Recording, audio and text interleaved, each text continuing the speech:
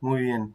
Bueno, en la clase de hoy seguimos con la unidad 2, supremacía y control, y vamos a seguir en lo que habíamos hablado con Ezequiel la clase pasada, que le estuvimos dando un enfoque histórico al concepto de supremacía, estuvimos hablando, hicimos el recorrido nuevamente en la Revolución de Mayo, todo el recorrido, creo que llegamos a hablar hasta 1853 y demás.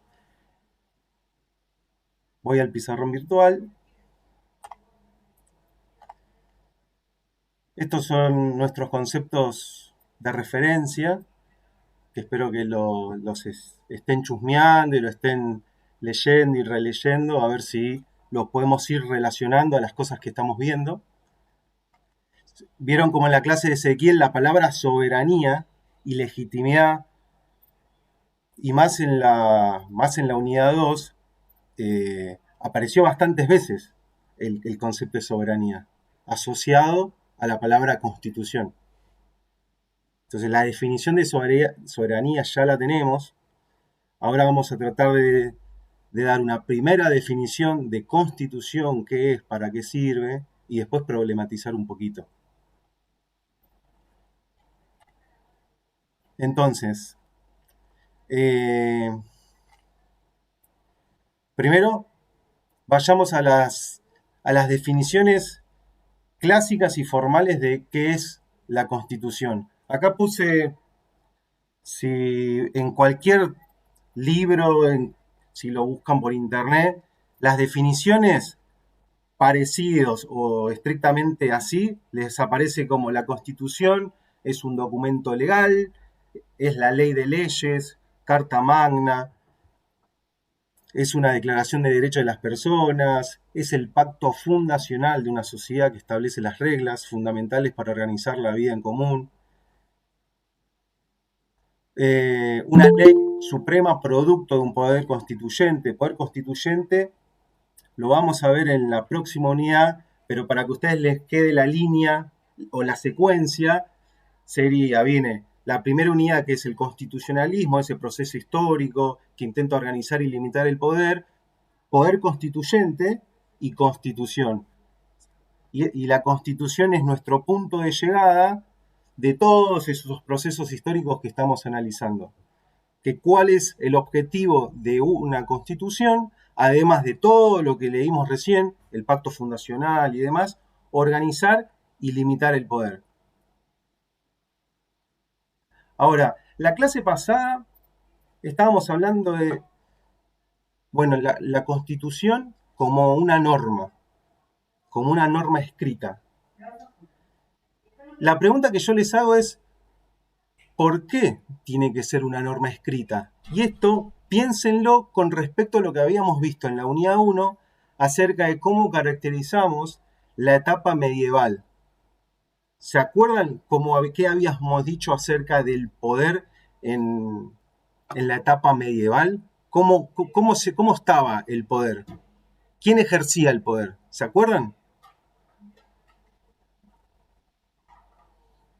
En la unidad 1 hicimos la etapa medieval, una etapa de transición hacia el capitalismo, hablamos de las monarquías absolutas, pero antes de las monarquías absolutas vimos que la sociedad estaba organizada en señores feudales y que el poder estaba descentralizado y que el poder recaía sobre ese señor feudal, que tenía, que tenía el poder por la espada. El que no obedecía al señor feudal, garrote. ¿Sí? Entonces, la idea de que por qué una norma es justamente evitar los abusos discrecionales de una persona o un grupo de personas. Eso es el objetivo de una norma escrita. La transparencia, la previsibilidad de qué? De que un poder personal, un poder político y demás, a discreción no te cambie el juego de reglas. Entonces, ese pacto fundacional, la organización de la sociedad y todas esas definiciones formales, lo que hay detrás de eso es justamente asentar en una norma escrita y evitar los abusos de poder de personal político que de un día para el otro cambien esa estructura o esa convivencia social. Y eso era lo que buscaba o lo que necesitaba la burguesía en la transición del feudalismo al capitalismo. ¿Qué necesita la burguesía? Previsibilidad para sus negocios.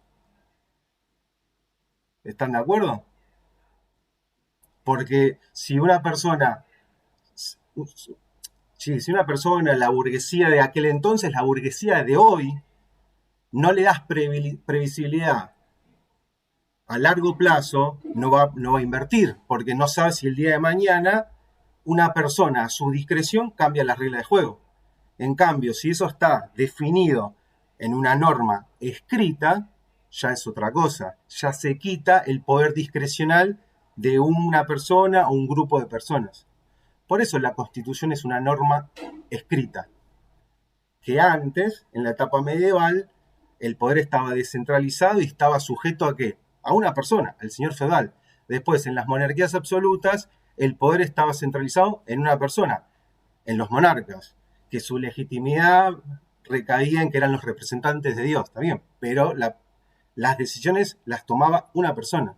En cambio acá, las personas ya no toman decisiones, sino que una norma escrita es la que organiza el poder y organiza la convivencia social.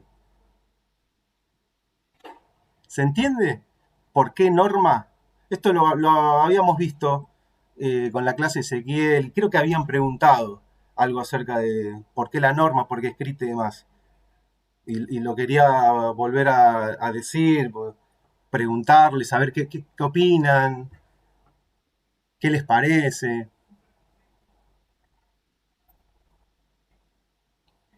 Creo que lo que habíamos hablado también era que, por ejemplo, una ley también es una norma, ¿Sí? pero no me acuerdo bien lo que ha hecho Ezequiel, tipo como para diferenciarla.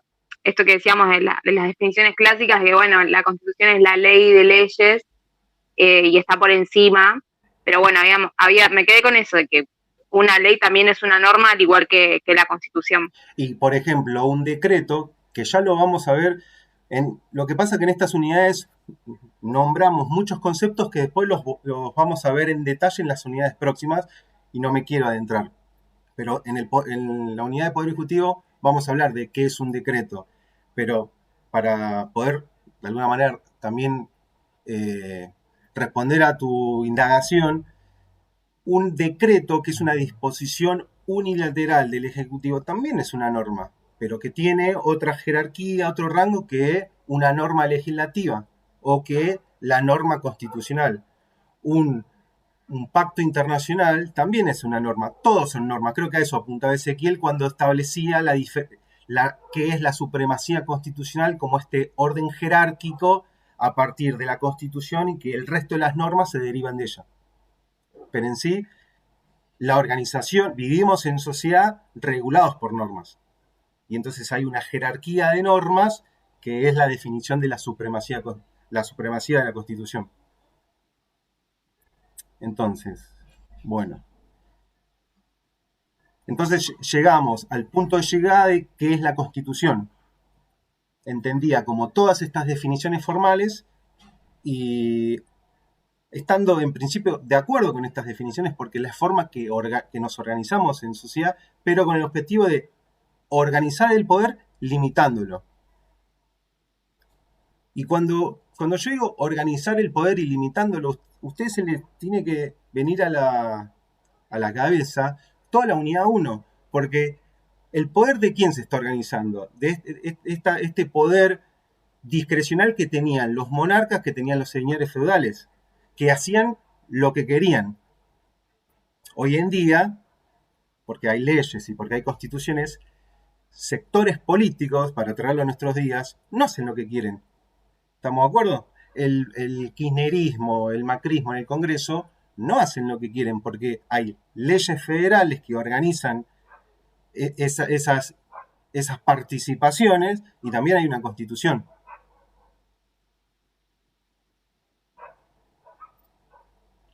Bueno, entonces, teniendo, partiendo de la idea de qué es y para qué sirve la Constitución, vamos a entender, esto lo voy a correr, la supremacía constitucional como aquel orden jerárquico de las normas derivadas de la Constitución. Consecuentemente, primero está la Constitución y después el resto de leyes. Y ahora sí, vamos a ir a la famosa pirámide, que es la que había nombrado Ezequiel la clase pasada para verla en esta oportunidad. Después ese archivo o sáquenle screenshot o también se lo pasamos para que lo tengan como apunte, imprímanselo, tenganlo a mano, es útil tenerlo. Sí, tranquilo que el PowerPoint se los pasamos, así que no estén, preocúpense más por entender el concepto que estar escribiendo la pirámide y todas las definiciones, porque este PowerPoint lo van a tener, así que despreocúpense por eso.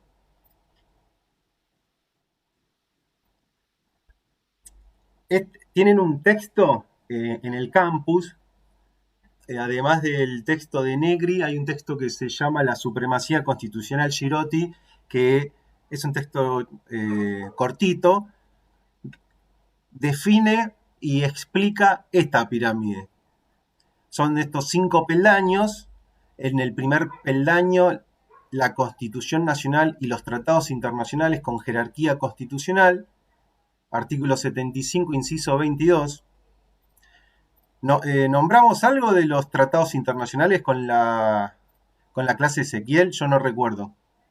Habíamos nombrado ese artículo, el 75, inciso 22. Habíamos hecho como un orden de cómo venía y de dónde salía ese orden de por qué la Constitución, por qué después los tratados y por qué después las leyes. La Constitución en el inciso 22 del artículo 75 define que es el Congreso, el Poder Legislativo, quien va a definir qué tratados tienen rango constitucional.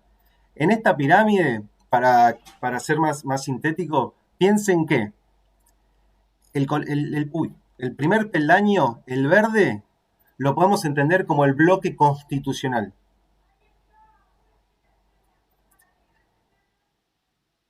Y el tercero, todas las leyes federales y los decretos dictados por el Poder Ejecutivo, el peldaño federal, perdón, el bloque federal. Entonces, el inciso 22 del 75 lo que está dando cuenta es de cuáles tratados internacionales van a ir al peldaño, al bloque constitucional de la misma jerarquía que la Constitución. ¿Quién va a definir eso? El Congreso. Ahora, ¿todos los tratados internacionales van a tener rango constitucional de por sí? No. Eso anótenselo. Los define el Congreso. Entonces, los que tengan rango constitucional, peldaño 1, los que no tengan tratado constitucional, peldaño 2. Peldaño 3, bloque federal.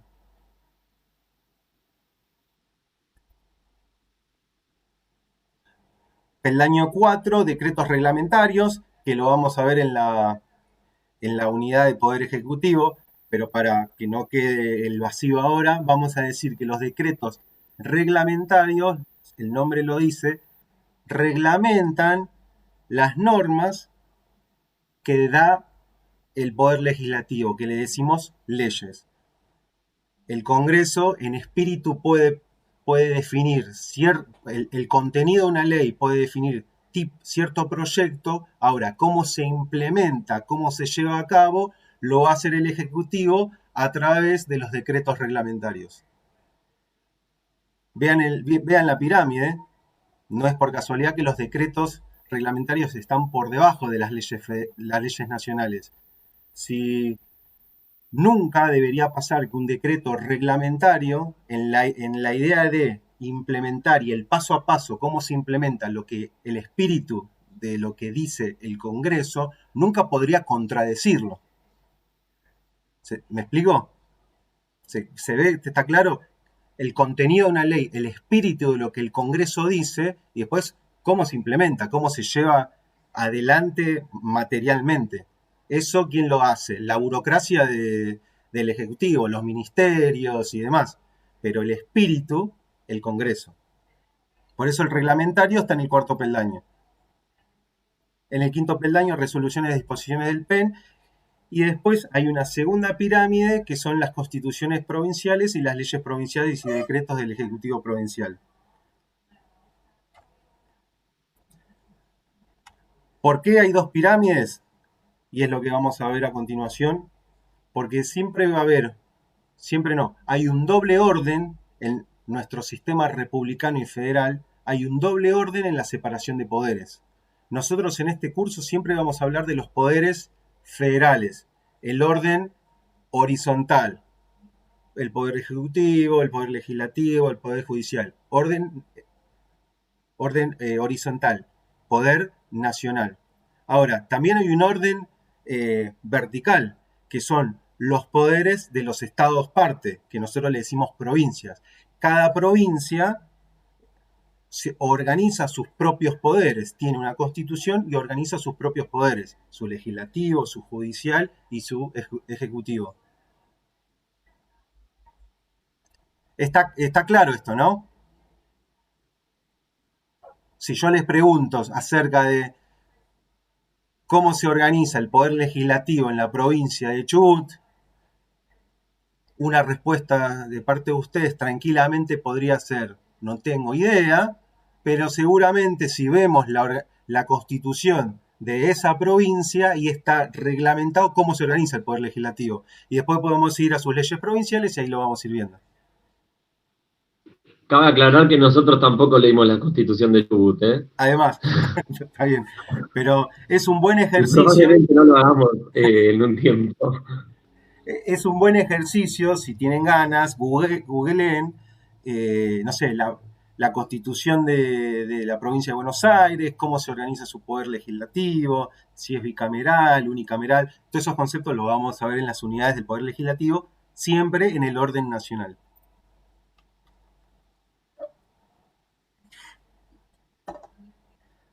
Entonces, este dibujito que para mí tiene todo la autoría de Joaco, todo el mérito de Joaco, la transición del feudalismo al capitalismo se podría reducir en este dibujito. De esto,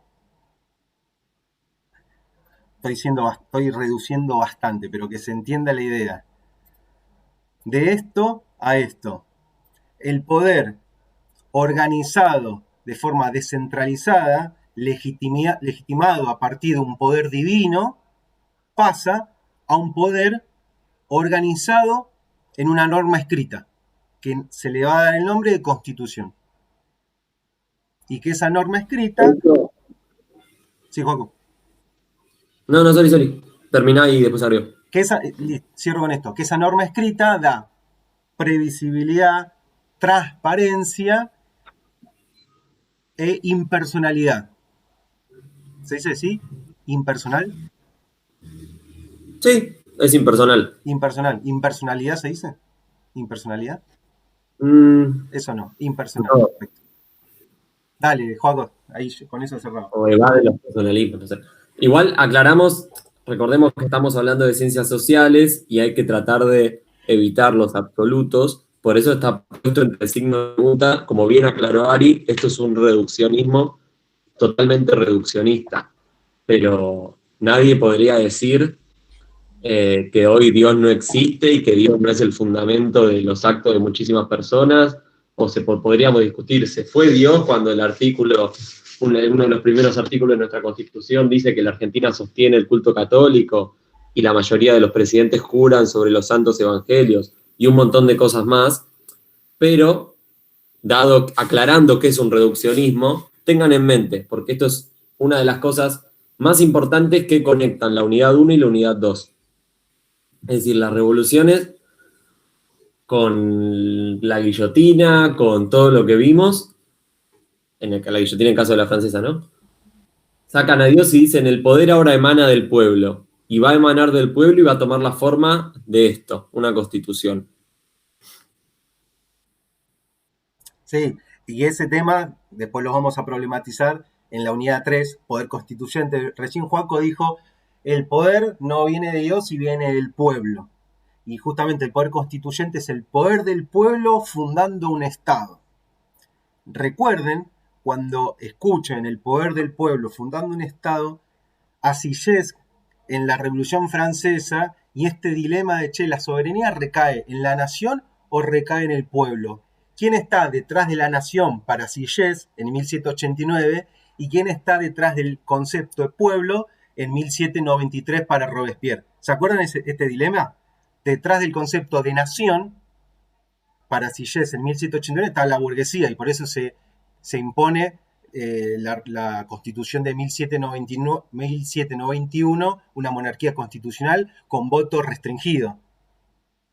En cambio, la idea de pueblo, el concepto de pueblo, ya es más plebeyo y popular en 1793. Esta idea de pueblo, piénsenla para cualquier acontecimiento histórico y para en la actualidad, cuando se habla el nombre del pueblo, la pregunta es ¿quién está detrás de esa representación pueblo? Y para 1853 también. ¿Quién en 1853 estaba reunido sancionando la Constitución? Y siempre piensen la Constitución como el punto de llegada de. ¿Está bien? Porque la Constitución, esta norma escrita, no baja del cielo. Es el reflejo, la expresión de conflictos que se fueron resolviendo en el devenir histórico. Y por eso vimos en la unidad 1 todos los protagonistas y todas las relaciones de poder entre los diferentes sujetos. Esto que estamos diciendo ahora es la base para entender esta cursada.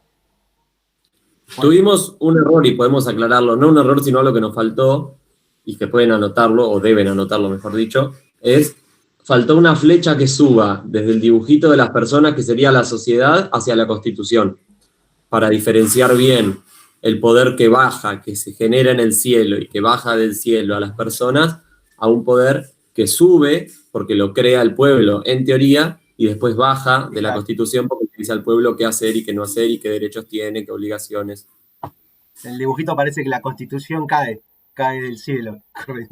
Claro, por eso. Pero bueno, si entienden ese error que tuvimos, que cuando le pasemos el PowerPoint va a estar corregido, entendieron perfecto cómo se conectan la unidad 1 y la unidad 2.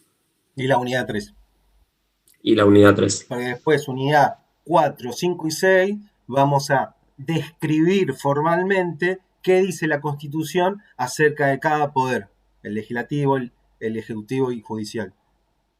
Pero esta parte es para pensar y problematizar cómo el marco jurídico se fue constituyendo. Bueno. ¿Qué más?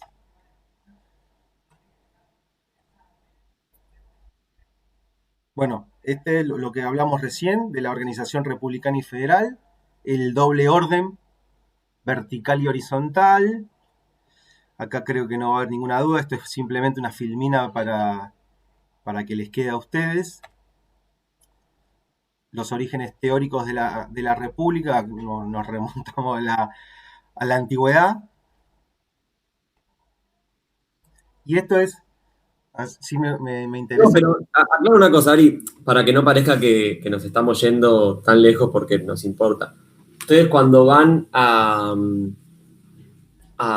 la facultad a estudiar Derecho, una de las primeras cosas que estudian es Derecho Romano. Y el Derecho Romano, por una cuestión cronológica, tiene su herencia en Grecia, que es donde nace la teoría política y donde se dan un montón de filósofos interesantísimos que se estudian hoy en la Facultad de Filosofía, y también se dan situaciones públicas como el teatro y otras donde se originan diálogos y pensamientos que dieron origen al derecho en el mundo. Entonces, más allá del chiste de las fotos y todo, que lo pusimos también como un dato de color, no es que van a tener que saber que Cicerón y Platón hablaban de la República, que sepan que, de vuelta, reafirmando el concepto de que todo esto está hecho por humanos y que son construcciones humanas, viene de largo. No cayó del cielo un día el artículo 14 bis o el artículo 75, inciso 22. Viene de largo y sobre un hecho histórico se fue construyendo otro, y sobre ese otro vino el siguiente, y sobre el siguiente vino un periodo de autoritarismo, y después vino una revolución, y después vino una contrarrevolución, y después una marcha atrás, y después una marcha adelante, y así se fue dando la historia, y pasó el tiempo, y hoy estamos acá. Y en 50 años no sé qué va a estar pasando. Pero sepan, tengan esta noción para aproximarse a comprender la materia. Son ciencias sociales, son ciencias humanas, son ciencias que analizan el comportamiento humano y la historia del comportamiento humano y cómo los humanos construimos o deconstruimos o reconstruimos distintas cosas. Y otro comentario también, y no incorporo más este tipo de comentarios, pero la cátedra tiene una posición claramente que se expresa en el tipo de bibliografía que elige y en la forma en que nosotros damos las clases. De ninguna manera, partiendo desde Ezequiel hacia el resto de colaboradores, hablamos con pretensiones de verdad y desde, che, así son las cosas. Ustedes pueden estar de acuerdo o no pueden estar de acuerdo, y si no están de acuerdo, mucho mejor para poder intercambiar y demás. Pero acá partimos de la idea de una concepción de la sociedad, una concepción de la teoría social. Si se entiende a lo social desde un punto de vista del conflicto o no. Y acá tenés la mitad de la biblioteca te dice que el conflicto es inherente en las relaciones humanas, y la otra mitad de la biblioteca te dice que no. Ustedes son futuros y futuras economistas, y en las escuelas de pensamiento económico su enfoque puede ser desde el individuo, donde no hay conflicto y donde se explica el comportamiento individual a partir de ese individuo, o se explica el comportamiento a partir de factores sociales. Seguramente ya se dieron cuenta que esta cursada y esta cátedra explica los acontecimientos desde una mirada histórica a partir del conflicto y las relaciones de poder de sus actores. ¿Está bien? ¿Se entiende esta aclaración? Que es un enfoque y que no pretende ser absoluto y válido, porque nada lo es. Pero desde el otro enfoque no hay conflicto, no hay poder, no hay dominación. Se explican de otra manera el comportamiento de los agentes económicos. ¿Sí? Capaz, estas cosas reténganlas, estas frases reténganlas, porque en otras materias que estudien economía las van a escuchar y ahí la van a poder problematizar. Y van a decir, yo escuché una vez en una cátedra a dos pibes que me hablaban de las relaciones de poder, y entonces los agentes económicos, ¿qué? ¿Están aislados o hay relaciones entre ellos? Bueno. En nuestro primer artículo de la Constitución, entonces ya dejamos de lado la definición de qué es y para qué la Constitución organiza y limita el poder y declara derechos fundamentales de los individuos. Esto no lo dije. Anótenlo, igual se está grabando esta clase. Organiza el poder y declara derechos fundamentales de los individuos, que en las revoluciones burguesas los derechos fundamentales del individuo, ¿cuáles eran? La propiedad, la vida, la libertad. Derechos fundamentales del individuo. Entonces, esta parte que dice características de la República no está en la bibliografía que ustedes tienen para esta unidad. Tampoco queremos que de memoria se sepan estas características. Yo tampoco me las sé de memoria, las releo. Pero sí me interesa que para cada ítem, el concepto de soberanía del pueblo, igualdad ante la ley, elección popular de los gobernantes, puedan identificar en la Constitución que está reglamentado ese derecho. Si entendemos que la Constitución es un principio de derechos fundamentales, de garantías, vamos a buscar en la Constitución esos derechos y los encontramos. Vayan amigándose con la Constitución, siempre tengan la mano, siempre la tengan abierta en la computadora, y en la medida que estemos hablando de la soberanía del pueblo, bueno, ¿y dónde encuentro en la Constitución Nacional que la soberanía reside en el pueblo? Y eso es lo que vamos a hacer ahora. Para cada concepto lo vamos a ir a buscar en la Constitución.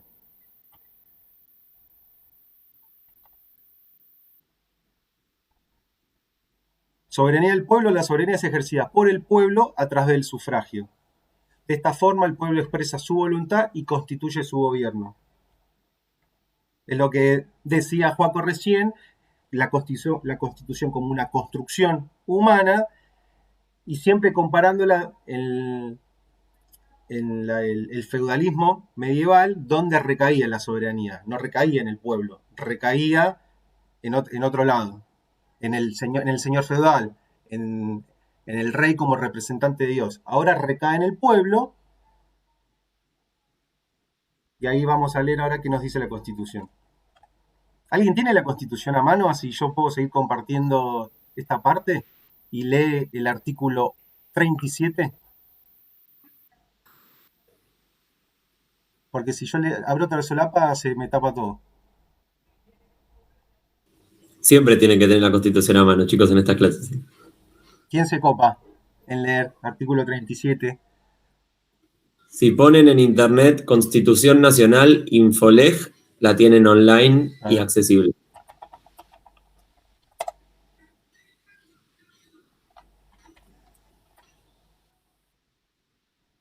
Artículo 37.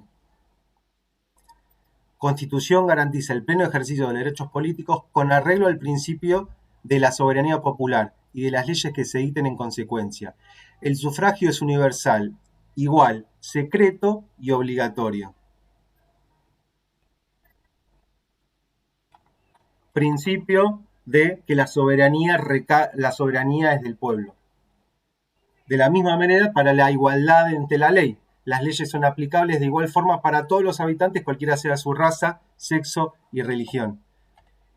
Lo podemos ir a buscar en el artículo 16, ¿qué dice la Constitución acerca de la igualdad ante la ley?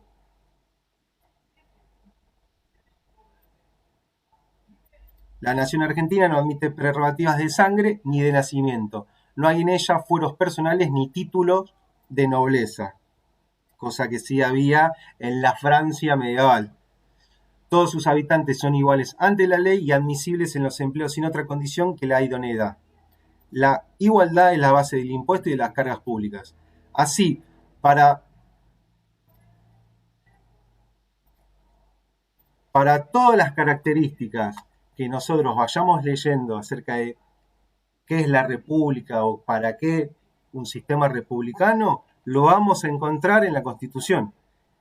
Y eso materialmente es el concepto de la Constitución, es la declaración de principios y garantías. ¿Me explico qué es lo que tratamos de hacer con este ejercicio?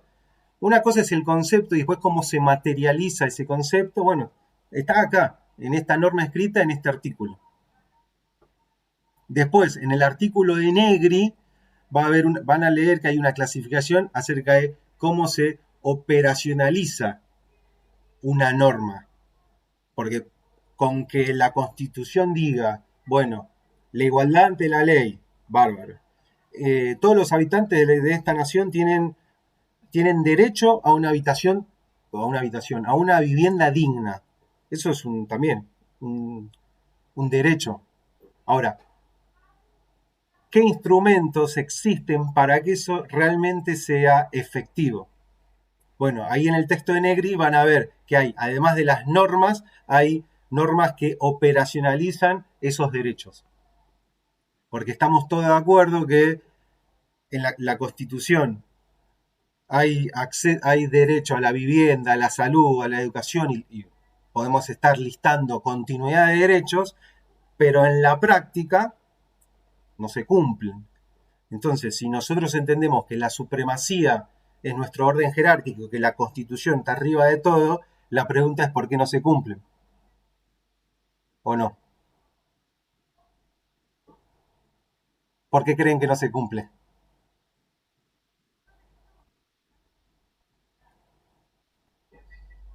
Lo van a prender el micrófono. Estás hablando. No, muy complicada la pregunta, muy. No, yo no tengo la respuesta. Yo no sé la respuesta, así que todas las respuestas son válidas. Ni siquiera sé si hay respuesta, hay interpretaciones una larga bibliografía de interpretaciones sobre la posible respuesta. Claro, muy, muy subjetivo. Y para un análisis para rato.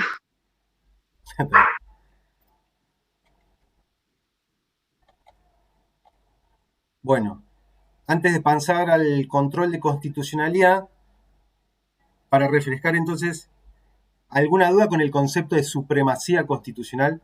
¿Qué es la Constitución? ¿Para qué sirve? Y este orden jerárquico.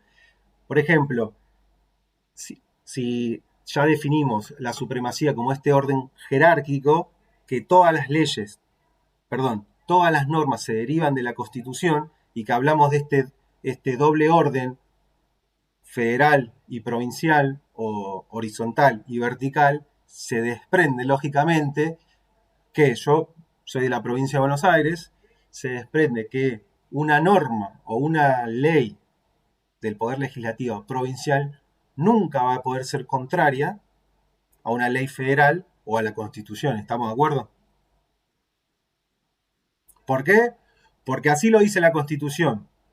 Porque en la clase pasada con Ezequiel fuimos a diferentes artículos que definían la supremacía de la Constitución. Ezequiel le dijo, tomen nota de estos artículos y creo que les dio 4 o 5 artículos. Entonces, si yo le pregunto, está todo bien con la supremacía de la Constitución. Ahora, acá me voy otra vez de Entre Ríos. En Entre Ríos hay una ley provincial que es contradictoria con la Constitución Nacional. Y sin embargo está. ¿Puede pasar? Si dijimos que recién que porque exista la norma. ¿Qué ley salió? ¿Eh? ¿Qué ley salió? No, estoy especulando para llegar al control. Estaba inventando para llegar al control. Si hay una ley provincial, voy para atrás. Dijimos que la norma escrita y que hay algunos casos que hay normas que operacionalizan esa norma, es decir, son los instrumentos para que esa norma sea válida y efectiva. Para el caso de la supremacía, también existe un instrumento, una forma de que se efectivice la supremacía de la Constitución. Porque de nada serviría tener en un papel escrito, bueno, de acá se deriva todo lo contrario, si no haya algo que te diga, si lo incumplís, pasa tal cosa. Y eso va a ser el control constitucional, o el control de constitucionalidad, perdón. Entonces, la definición general que vamos a dar ahora, después lo vamos a profundizar con Joaco, el control de constitucionalidad es la herramienta para garantizar la supremacía.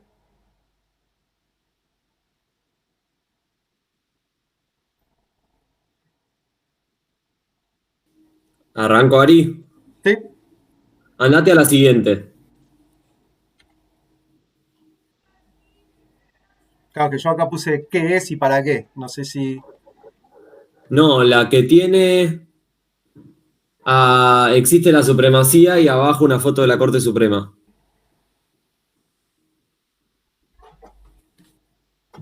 Ahí está. Bueno, no le queda mucho a la clase, así que vamos a ser concretos para no extendernos hasta las 9, así que tranqui, estén contentos por eso. Sobre el control, me agarro de lo que dijo Ari recién. Existe la supremacía, ¿sí? Convinimos que un día nosotros heredamos una forma de organizar la sociedad de revoluciones que ya estudiamos y que la forma de resumir esa herencia que tuvimos es este dibujito donde la Constitución está por encima de la sociedad y nos dice qué derechos y qué obligaciones tenemos, a grandísimos rasgos. Porque existe la supremacía, el hecho de que exista no implica que todo el mundo la va a cumplir.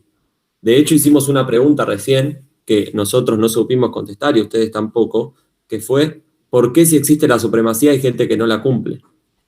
Pero más allá de contestar o no esa pregunta, que en definitiva yo creo que el Estado tampoco la supo contestar, se la intenta contestar constantemente, pero no lo sabe hacer, porque en definitiva quizás esté en la misma condición humana el no saber hacerlo, pero sí puso mecanismos para controlar que se cumpla la supremacía.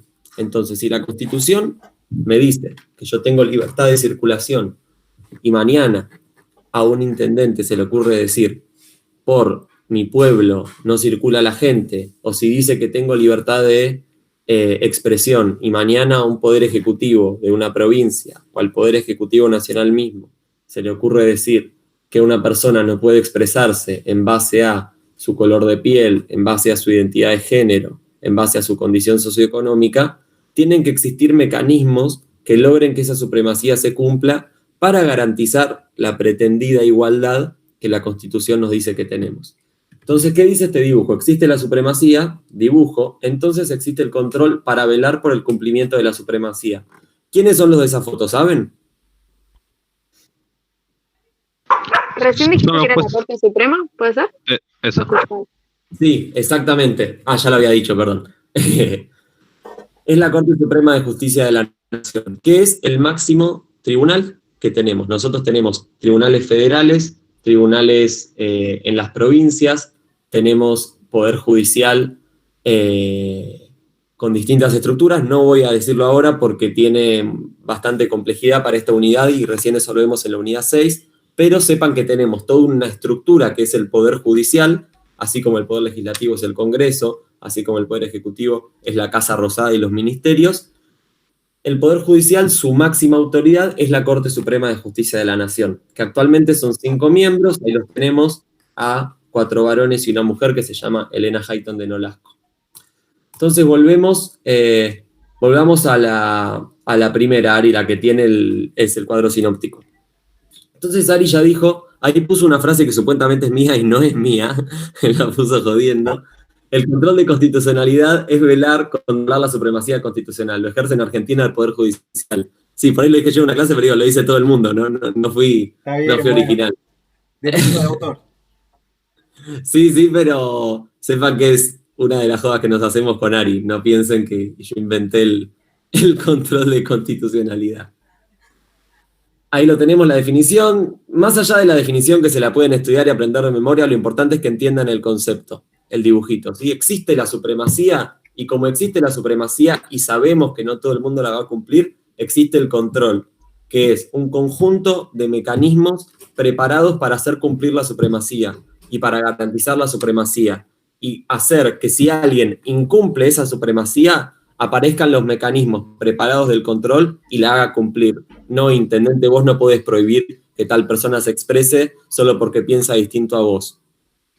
Entonces, esto que acabo de explicar es el control de constitucionalidad en tanto concepto teórico general, que también viene heredado de estas revoluciones, pero, como saben, las revoluciones no era un manual de instrucciones que le dice a cada país, bueno, ahora su gobierno tiene que ser así. Sí, a grandes rasgos quizás, pero en lo puntilloso, si nosotros vemos el control de constitucionalidad en los distintos países que adoptaron la forma republicana de gobierno, no es igual en todos, tiene diferencias. Estas diferencias son las que se marcan en este cuadro sinóptico. Ténganlo presente, cuando les pasemos el PowerPoint, impriman todas, si no, o cópienlo, pero sobre todo este cuadro también, porque al explicar cómo es en Argentina el control de constitucionalidad, ustedes van a poder ver por comparación cómo es en los otros lados. Entonces, tenemos 3,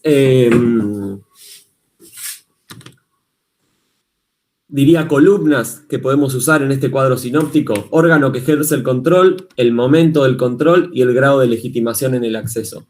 El órgano que ejerce el control en Argentina es judicial, porque lo ejerce el Poder Judicial. Podría ser político si lo ejerciera el Poder Legislativo, que es un órgano confesamente político. Después vamos a discutir si el Poder Judicial tiene o no grados de ideología, tiene o no grados de intención política, pero a priori es un poder que se rige ateniéndose a la ley y se rige obedeciendo los tecnicismos que la ley indica. Después tenemos, si vamos más abajo, dispersión y concentración del órgano. La verdad que acá la diferencia es fácil, no le busquen demasiada vuelta al lenguaje que pusimos. Es concentrado si hay un solo órgano, es difuso si muchas voces tienen la posibilidad de ejercer el control. En Argentina es difuso. Sí tenemos de vuelta el máximo tribunal, que es la Corte Suprema de Justicia de la Nación, que puede decir un tribunal inferior que la decisión que tomó es incorrecta. Y en ese caso prima lo que diga la Corte Suprema. Pero, en principio, cualquier juez de cualquier parte de toda la nación argentina puede ejercer el control de constitucionalidad. Ahí lo que empieza es una suerte de batalla judicial donde por pedido de, el juez dice que tal ley no es constitucional, entonces la parte afectada apela y va subiendo de categoría, y si la causa toma mucha relevancia puede llegar hasta la Corte Suprema, que la Corte Suprema dé el veredicto. Pero sepan que a priori el control de constitucionalidad es difuso. ¿Por qué piensan que lo hicimos difuso y no concentrado en Argentina? ¿Por qué no le dimos el poder a un solo órgano de ejercer el control de constitucionalidad?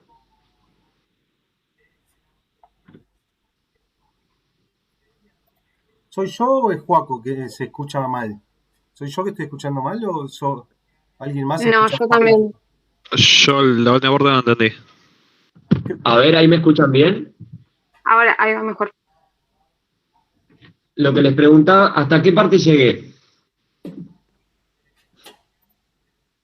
Había hecho la pregunta de por qué Argentina eligió un sistema difuso y no concentrado. ¿Cuál creen que podría? Ustedes saben que están diseñando cómo va a funcionar una sociedad y eligen el control de constitucionalidad, el control de lograr que los derechos se cumplan y que si alguien los incumple, ir y hacer que los cumpla, sea difuso y no concentrado. ¿Cuál podría ser la intención? Para que sea más rápido. No necesariamente. Te diría que si fuera concentrado, el trámite es más rápido porque pasa por una sola mano y chao. Depende qué quiera quien lo cree. O sea, al ser difuso, puede llegar a ser que alguien diga que esto es así y otro juez diga que esto no es así. Entonces depende. Por ahí va. Ahí lo que están logrando, a priori, yo te podría decir, es una ensalada eso. Formás un descontrol en todo el país donde un juez dice una cosa, otro juez dice otra. Pero ¿qué ventaja puede tener eso? Y que vos elegís al juez que es más adecuado a lo que vos querés. No, porque vos no elegís al juez. El juez sale por sorteo. Depende. Bueno, sí, después no, pero después sale por sorteo.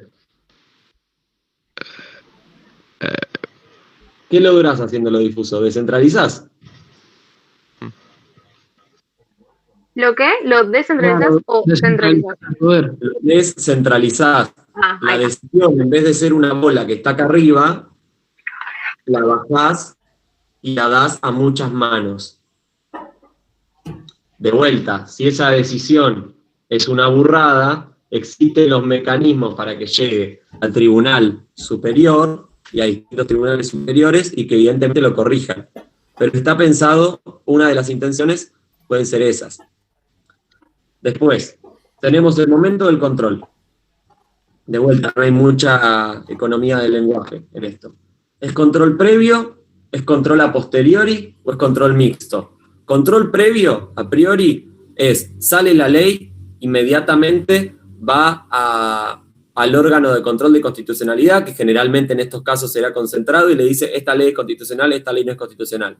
Control a posteriori reparador la ley está funcionando, alguien se ve vulnerado en sus derechos, accede a la justicia para denunciar eso, y en la justicia el juez que está a cargo de esa situación dice, esta persona está siendo afectada en sus derechos porque esta ley es inconstitucional. Le está afectando en sus derechos una ley que es inconstitucional, por eso dice reparador. Y mixto, si hay de ambos tipos. En Argentina, el control es a posteriori.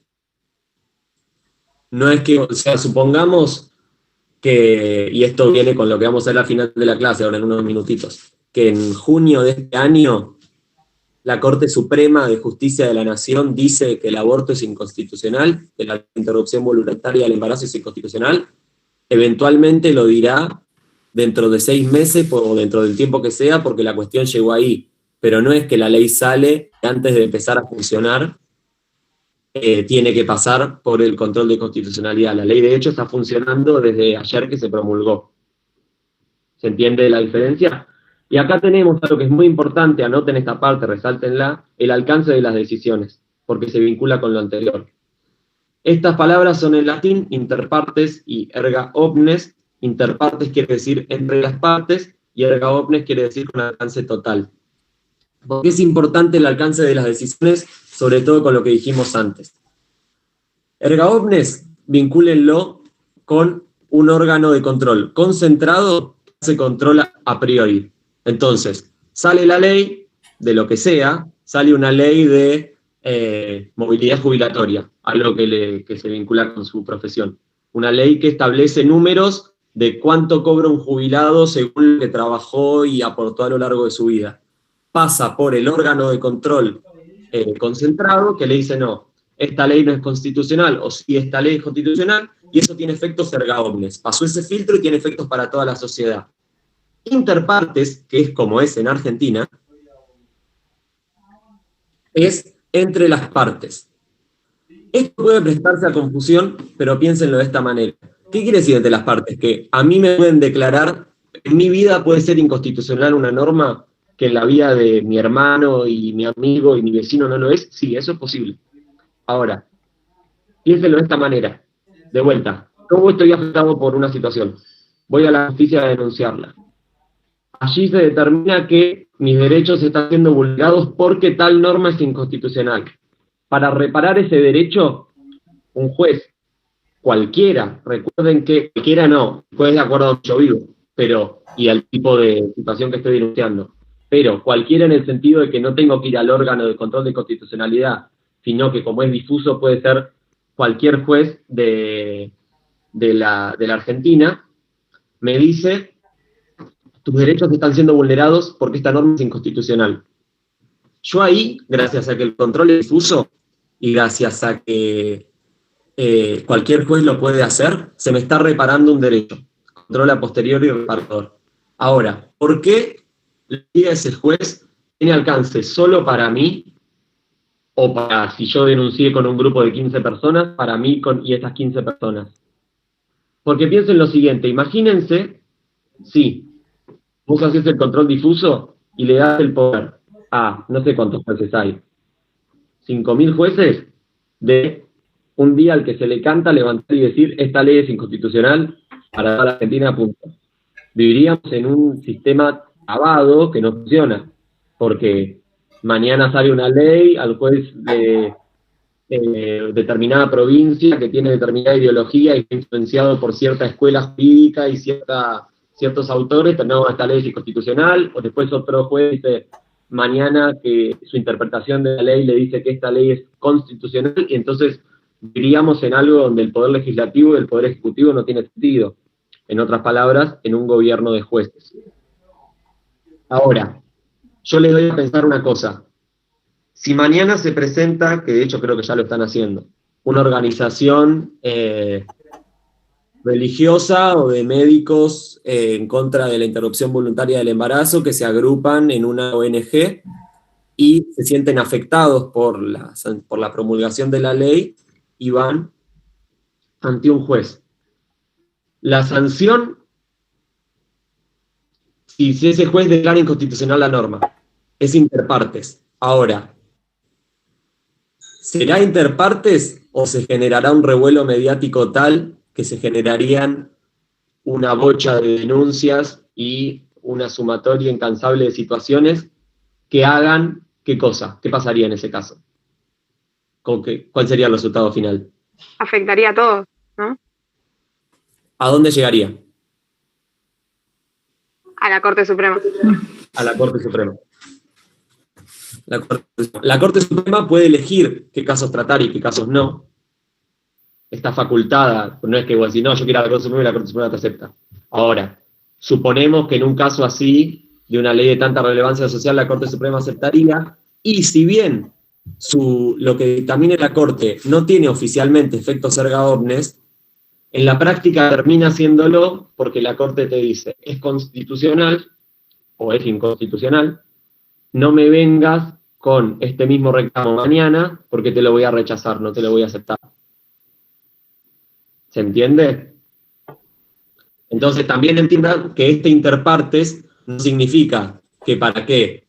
Y probablemente después pasó, por ejemplo, ¿se acuerdan los problemas del 2x1 que hubo en el 2016? cuando un represor de la última dictadura salió por un beneficio de una ley vieja y a los 2 días después de protestas sociales el Congreso cambió la ley y eso quedó claro?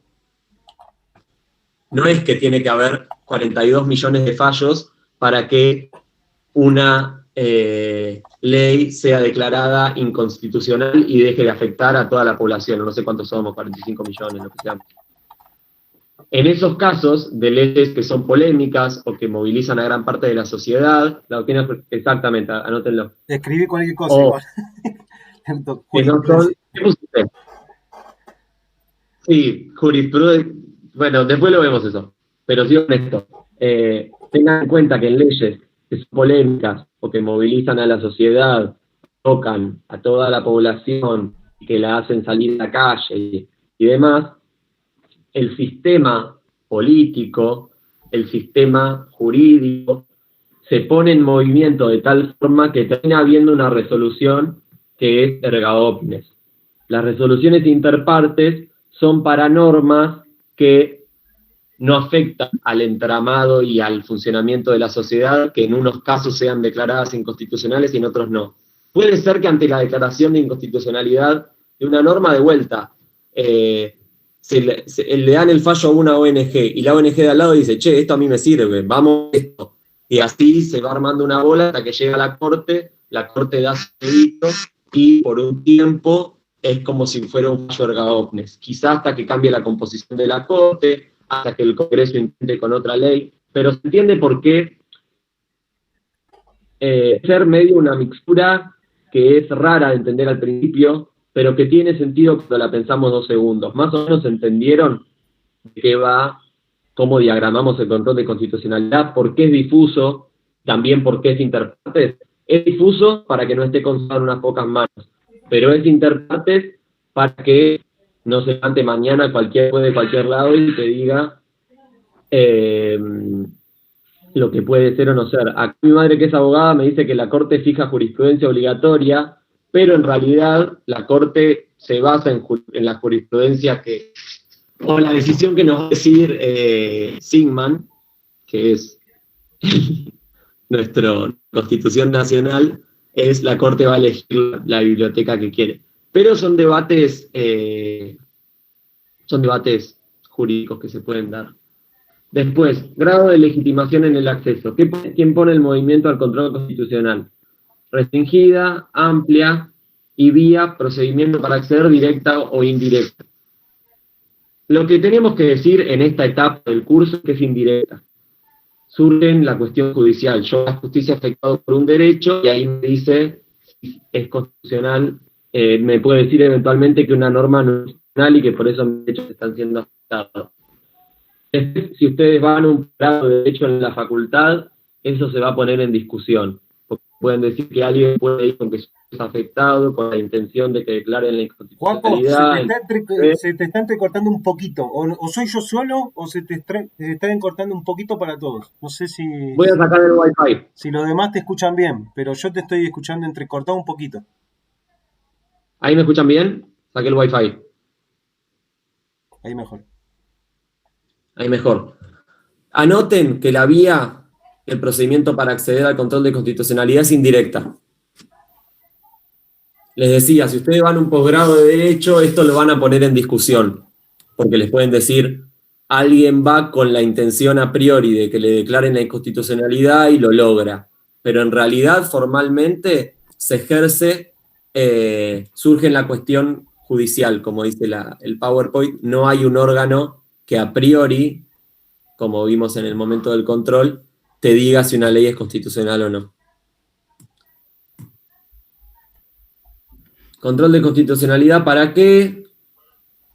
Bueno, acá son algunas frases, lo que dijo Ezequiel, el último cuatrimestre, no sé cuándo lo habrá dicho, basándose en una posición que tiene Roberto Gargarella, que es un constitucionalista bastante conocido, que dice que el control de constitucionalidad es una potestad contralegislativa. Y efectivamente lo es, en algún modo, porque es la potestad que tiene la justicia para controlar lo que el poder legislativo haga. Surgen 2 posturas acá, cada uno puede problematizarla en su conciencia, y en la clase que viene lo charlamos.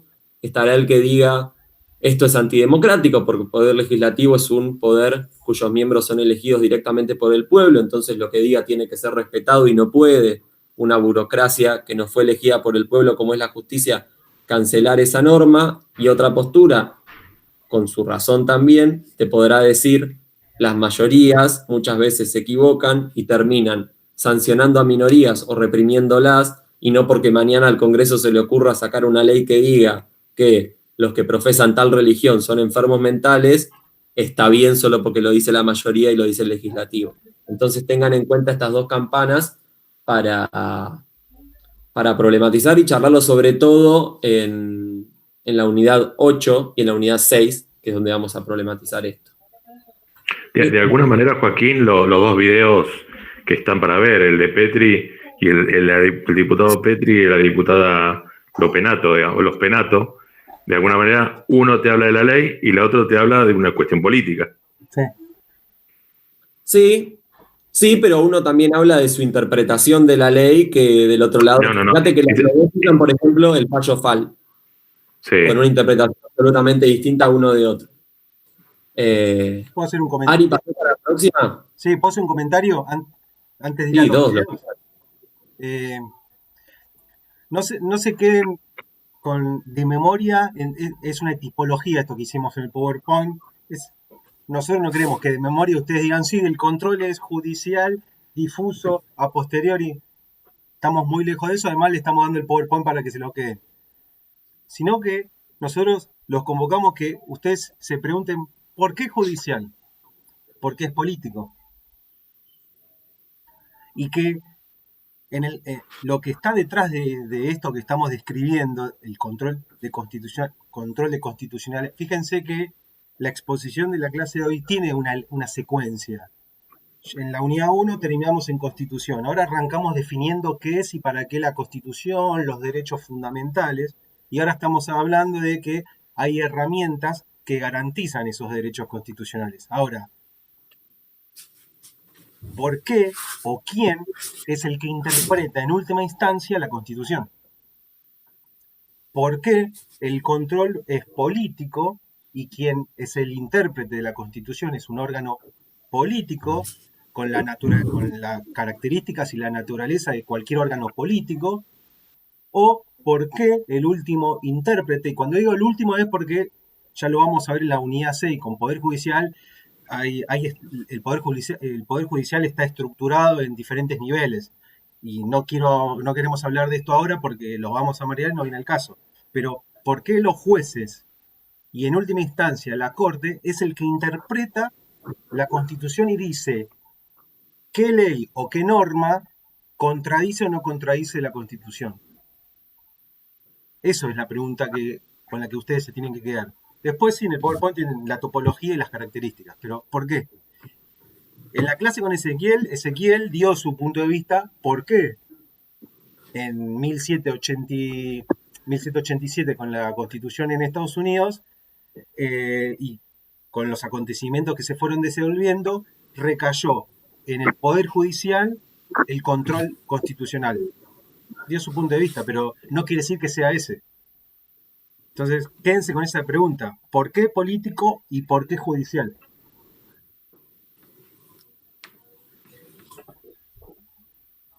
Porque si nosotros estamos definiendo la Constitución como una organización de poderes y un equilibrio de poderes, ¿por qué hay un poder que es el que interpreta la Constitución y no los otros? Y piensen que lo que es en este país no es en todos, porque cada país fue adoptando sus formas de ser. Entonces, apréndanse el qué, porque hay que aprender algunas cosas de memoria, pero sobre todo pregúntense el por qué. Por ejemplo, formen a partir de ahí. En Europa, en Francia, el control es político, no es judicial. ¿Por qué? Porque Francia tiene una tradición histórica que la soberanía del pueblo recae en el Parlamento, y ahí tuvimos la clase de Ezequiel que nos hablaba de Rousseau y la voluntad general, filosofía política que no vamos a profundizar en este curso. pero son tradiciones filosóficas e históricas diferentes. Entonces no es casualidad que algunos países parlamentarios de Europa hayan elegido el control político y nosotros, nuestro antecedente y nuestra visión es desde los Estados Unidos. ¿Por qué Estados Unidos eligió el control judicial? ¿Por qué? Algunos señores que no los elige el pueblo son los últimos que interpretan la Constitución.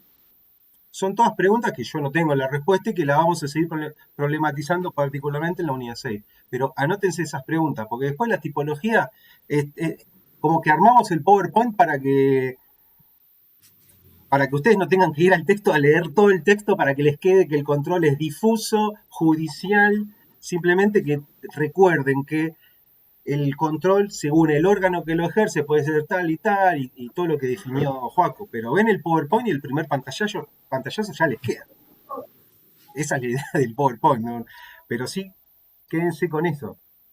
Nada, eso. Quería decir eso para dejar ahí la pregunta abierta.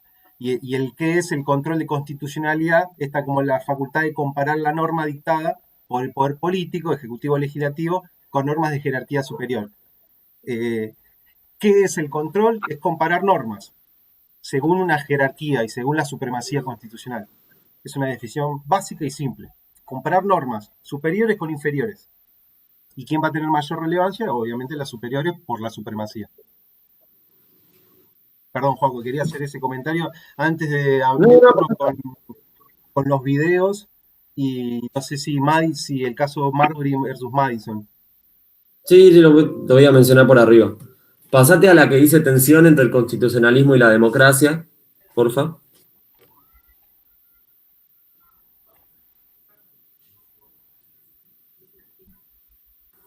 Ahí está. Es esto que decíamos, ¿sí?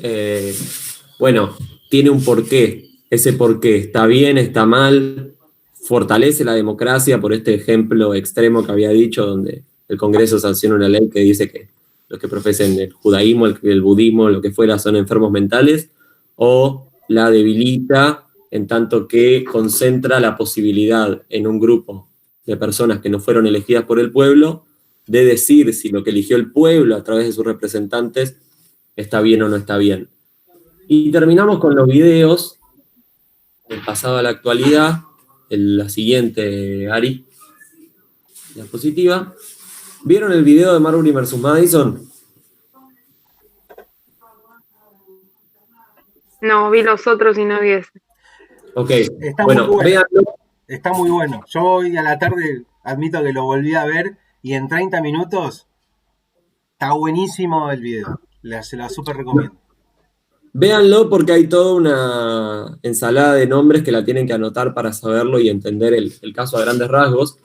Y no lo voy a explicar ahora, los 30 minutos de video, pero sí les voy a decir, y esto anótenlo porque es importante, es el origen del control de constitucionalidad por parte del Poder Judicial en Estados Unidos, y es un caso emblemático que acá, al año 2021, se sigue citando en fallos de la Corte Suprema para justificar lo que diga en determinado momento. Son fallos de 80 páginas, donde 10 están dedicadas a recordar el caso Marbury versus Madison y por qué el Poder Judicial tiene la potestad de ejercer el control de constitucionalidad.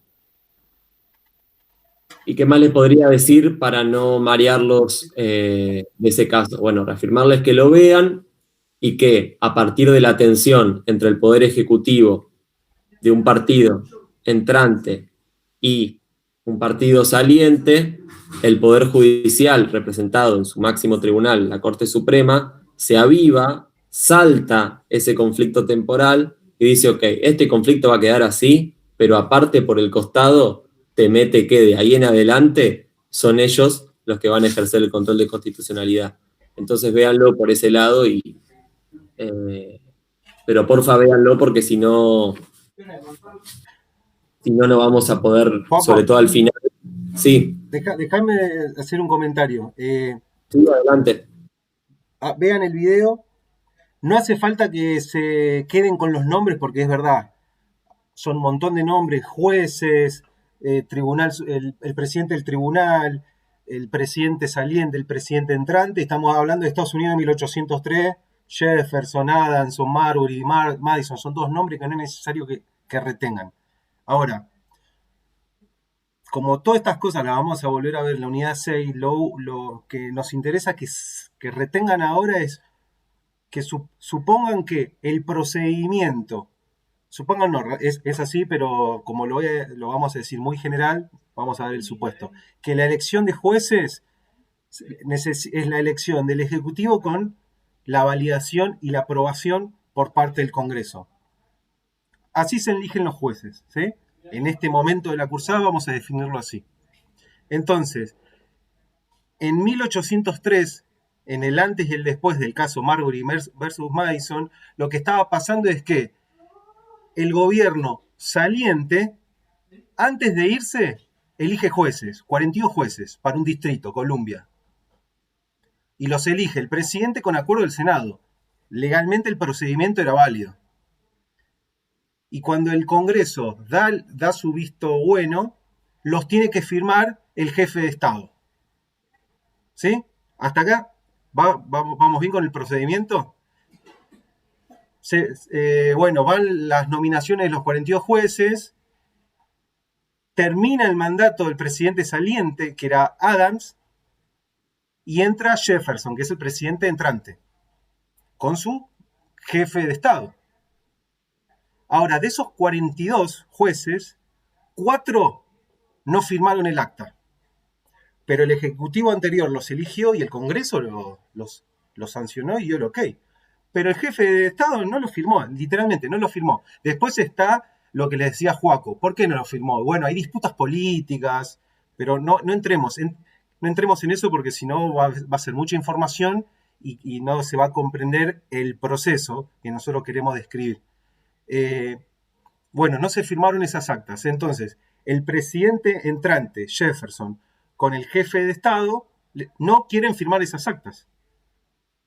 Pero el procedimiento legal se había realizado en el gobierno anterior. Bueno, este presidente no las firmó. Entonces estaban esos 4 jueces que le reclaman a la Corte Suprema: che, a mí me eligieron, el Congreso me convalidó, yo quiero ser juez de mi distrito. Y el jefe de Estado de Jefferson no me está firmando el acta. Ese es el conflicto procedimental, por decirlo de una manera. ¿Se entiende?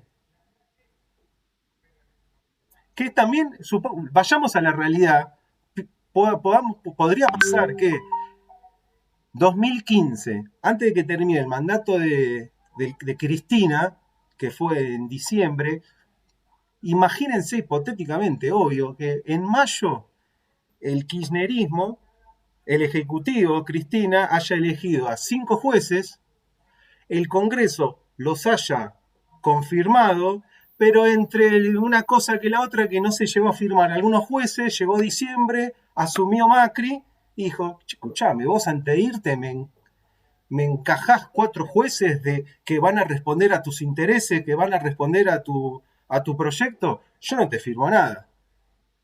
Eso pasó en 1803, pero pasa siempre, en todos los gobiernos, en todos los países. ¿Sí? Entonces, el problema era ese. ¿Qué hacer? ¿Qué hacía la Corte en aquel momento?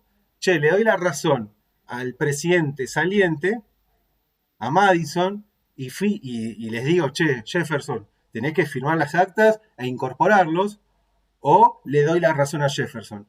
Y la Corte decía: che, yo no me tengo que meter en los conflictos políticos, porque o le doy la razón a uno o le doy la razón a otro y yo quedo como subordinado a un poder político. Ese era el dilema de la Corte. ¿Cómo termina la historia? La Corte, Marshall, que era el presidente del tribunal, Marshall termina diciendo: la ley, una ley de aquel entonces, una ley que no me acuerdo el nombre, en el artículo 13 o 17, lo van a ver en el video, está ampliando las facultades de la Corte Suprema que define la Constitución. ¿Sí? ¿Se ve esto? Es decir, la Constitución define que la Corte Suprema tiene tal y tal competencia, tal y tal jurisdicción. Y vamos a dejarlo en esos términos, para no mezclarnos, porque todavía no definimos qué significa jurisdicción, qué significa competencia. Pero en esta clase, en esta unidad, vamos a decir que todo eso significa la facultad de hacer. Entonces, la Constitución norteamericana dice que la Corte tiene la facultad de hacer tal y cosa. Y una ley que nosotros recién vimos que está por debajo de la Constitución, está ampliando las facultades de la Corte. Entonces Marshall está diciendo, che, una ley inferior a la Constitución está ampliando mi competencia. Por lo tanto, esa ley es inconstitucional. No se trata que yo le voy a dar la razón a Madison o le voy a dar la razón a Jefferson. El problema está en que la ley es inconstitucional. Y ese es el caso, el primer antecedente en que la Corte se arroga para sí misma ser el último intérprete de la Constitución. ¿Se entiende después de todo este recorrido breve y muy general cuál fue la disputa y cuál es la consecuencia elemental de este caso? La Constitución dice, no, che, vos me estás ampliando lo que la Constitución dice que yo hago. Por lo tanto, esa ley es inconstitucionalidad. Y lo digo yo. O sea que yo, a partir de ahora, voy a ser el último intérprete de la Constitución. Y ahí está el origen del por qué, la pregunta que estábamos haciendo recién, ¿por qué el Poder Judicial es el último intérprete de la Constitución? Bueno, surge de este caso en Estados Unidos y en Argentina. Nosotros tomamos este modelo, que si después no está en la bibliografía, pero lo googlean y lo investigan, el primer antecedente que tenemos en Argentina es el caso Sojo, que brevemente pasa en 1887. Hay una persona que trabaja en una revista y la Cámara de Diputados creo que lo manda a prisión a esta persona. Y esta persona convoca a la Corte a través de un persaltum, que no lo vamos a definir ahora porque lo vamos a hablar en la unidad 6, pero convoca a la Corte para decirle, che, acá la Cámara de Diputados me está acusando por haber hecho una crítica al Parlamento. Y la Corte dice, a mí no me corresponde actuar de manera originaria sobre tu caso, lo tiene que ver otro tribunal. Entonces, tu persaltum, lo que vos me estás convocando es inconstitucional. Ese es el caso en Argentina, pero tiene la misma lógica de 1803 en Marbury vs. Madison. Fui muy rápido, pero se entiende básicamente el efecto del caso Marbury vs. Madison. Sí, se entiende y creo que es una buena base para después ver el video a los que nos quedó pendiente verlo.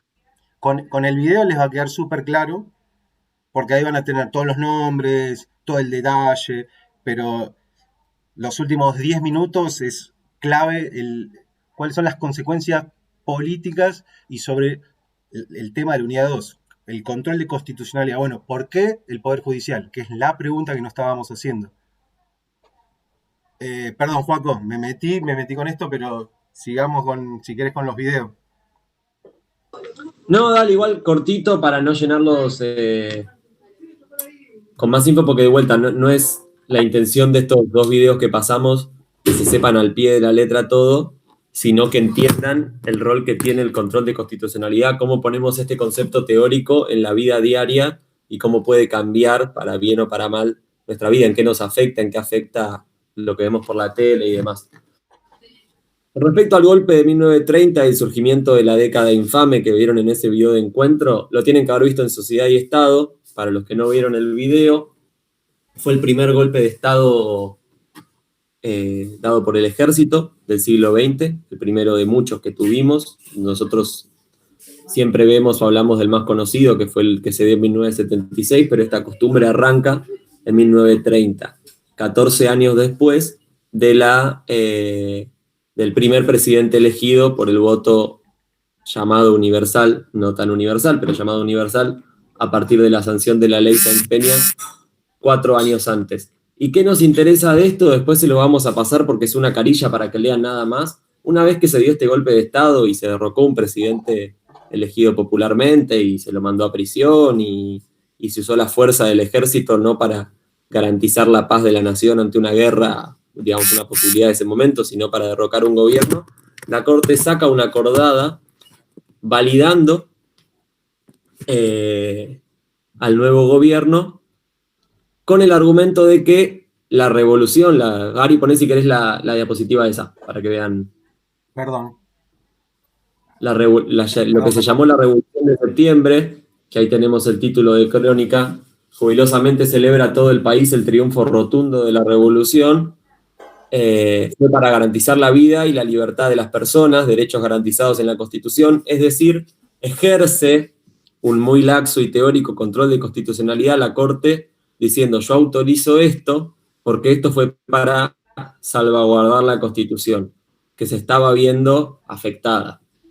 La realidad es que hoy, 90 años después, podemos decir que no fue así, que lo que vino ahí fue una dictadura de 2 años, seguida de 2 gobiernos que no fueron justamente elegidos, porque fue con elecciones muy fraudulentas, fue probado, pero la Corte, en vez de ejercer en ese momento un acto ateniéndose absolutamente a la ley, da un mensaje político al gobierno que entra y le dice, apoyo lo que vos hagas, no necesariamente te voy a apoyar siempre, pero como actor relevante que soy, apoyo el gobierno que conformás y dejo de reconocer al gobierno que estaba ejerciendo. Sos un gobierno de facto, pero apoyo lo que se llamó la revolución, que en realidad fue un golpe de Estado. Esto es para que vean un ejemplo histórico. Y el debate de que la ley que se sancionó hace poco, interrupción voluntaria del embarazo, no vamos a ahondar en los argumentos que dieron Petri y los penatos, sí que sepan que, según la postura de Belén, que es la abogada que da este tema, yo acá no puedo profundizar mucho porque soy estudiante de ciencia política, pero tienden a ser incorrectas ambos argumentos, porque en definitiva no son tecnicistas, sino que agarran lo mismo y lo interpretan cada uno para su lado, pero sí para que vean cómo la constitucionalidad es un elemento central del debate y cómo fue uno de los argumentos, así como se usaron argumentos religiosos, argumentos que tienen que ver con la salud. Se usó la constitucionalidad como elemento central del debate. Los penatos dicen la ley es constitucional y Petri dice la ley es inconstitucional. No es un tema menor la constitucionalidad al momento de darse la discusión. Y también agregar que no son ni Petri ni los penatos los que deciden la constitucionalidad de la ley. Ya sabemos que, como dijimos antes, ¿quién lo hace? Los jueces. Exactamente. 10 puntos. Así que, con eso, Ari, creo que estamos en condición de terminar, ¿cierto? Sí, vamos rápido, son muchos temas, pero si quieren hacer algún comentario, alguna pregunta, el PowerPoint lo van a tener, así que tranqui. Piensen que intentamos tener esta línea, hay una línea causal, que unidad 1, unidad 2 y así todas las unidades, y a su vez en cada exposición hay una línea. Arrancamos con la Constitución, qué es para qué, y después cómo se efectiviza esa Constitución y esos derechos. Traten siempre de pensar eso, de pensar el marco general y no se quede con los detalles porque le estamos dando un PowerPoint con el detalle. ¿Alguna pregunta? ¿Algún comentario? De mi parte, no. Gonzalo, vos siempre preguntás, dale. No, en este caso nada. Estoy acá, Juan, una pregunta, ni una hiciste hoy.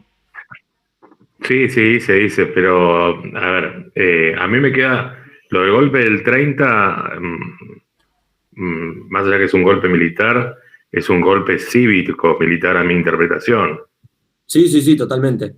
Que la fuerza lo usó en las Fuerzas Armadas, sí, pero que fue organizado de alguna manera, pues querían sacarlo de alguna manera a los radicales, fue generado, a los radicales no, a los irigoyenistas, porque son los radicales, no me acuerdo ahora el partido cómo lo llaman, ¿no? Y los socialistas juntos. Pero bueno, nada, es una aclaración nada más. Sí, totalmente. El componente cívico se vio en ese golpe y en todos los golpes que siguieron de ahí en adelante, con mayor y menor grado, si querés, podemos decir que en el 62 el componente militar es mucho más notorio que en el 30 y en el 76, pero no, más allá de que es excelente la acotación, lo importante de esto es que vean cómo, ante un golpe de Estado, ante un acto absolutamente inconstitucional, la Corte de ese momento salió a ejercer el control de constitucionalidad con su carta a decir a la sociedad, yo apoyo esto, cuando uno en la teoría tendría que pensar, bueno, si un grupo de militares apoyados por sectores partidarios y por sectores de la sociedad civil derrocan un gobierno elegido popularmente y no le hacen, por ejemplo, juicio político a través de los mecanismos que la Constitución prevé, la Corte Suprema, que es el máximo tribunal, debería salir a defender la Constitución y a decir, no, muchachos, esto es un golpe de Estado. A un gobierno no se lo saca así. Se puede hacer un juicio político al presidente con los mecanismos que existen, que los vamos a ver más adelante en las siguientes unidades, o podés no votarlo en las próximas elecciones y el que saque más votos lo reemplazará. Pero esto no es constitucional y en cambio, lo que salió a decir la Corte, esto es constitucional. Después les mando la acordada porque es un hecho fundamental de la historia argentina y la Corte lo resuelve en 3 párrafos. Dice, esto es para defender la libertad y la vida de las personas, entonces autorizamos este gobierno de facto y apoyamos esta revolución que le trajo paz al país. Y esto sirvió de antecedente para justificar teórica y jurídicamente los golpes que siguieron a lo largo del siglo y para validar la posición de las Fuerzas Armadas como actor que es árbitro de la política. No, ¿sabés qué? Tal partido no está respetando, intervengo el gobierno.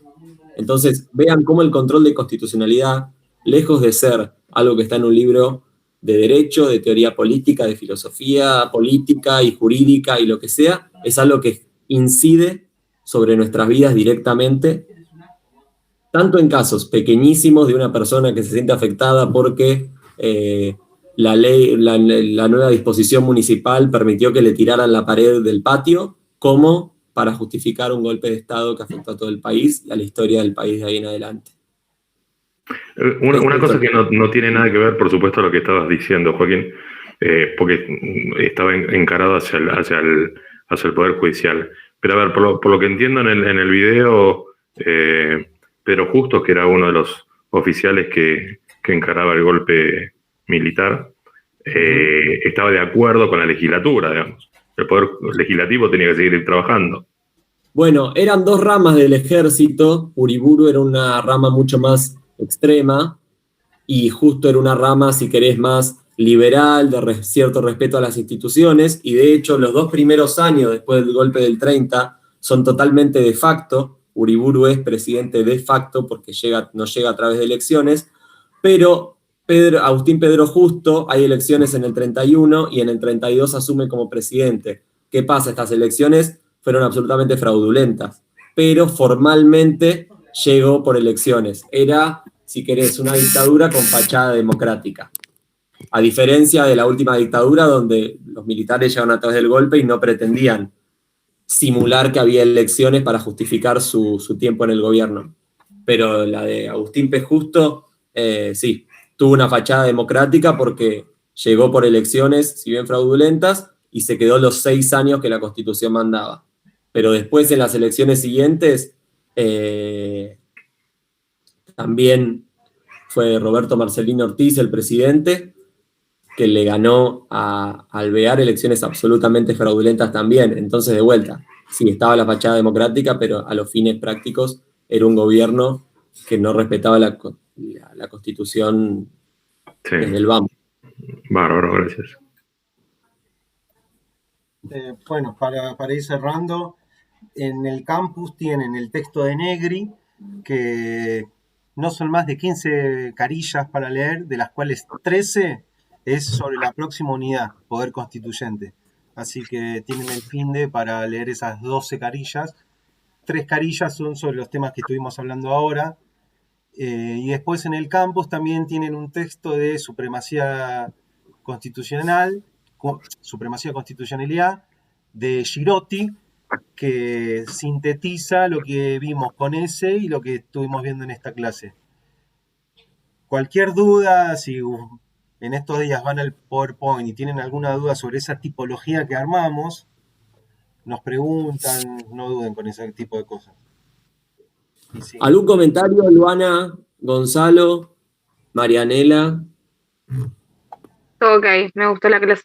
Belén, Mateo? ¿Algo con lo que no hayan estado de acuerdo? ¿Algo que les haya quedado pensando en la cabeza y que digan esto lo voy a investigar más? ¿Algo con lo que sí hayan estado de acuerdo? Yo muero por ver ahora el video de no me sale el otro apellido, es Madison versus y el otro apellido Marbury. ¿Gonzalo?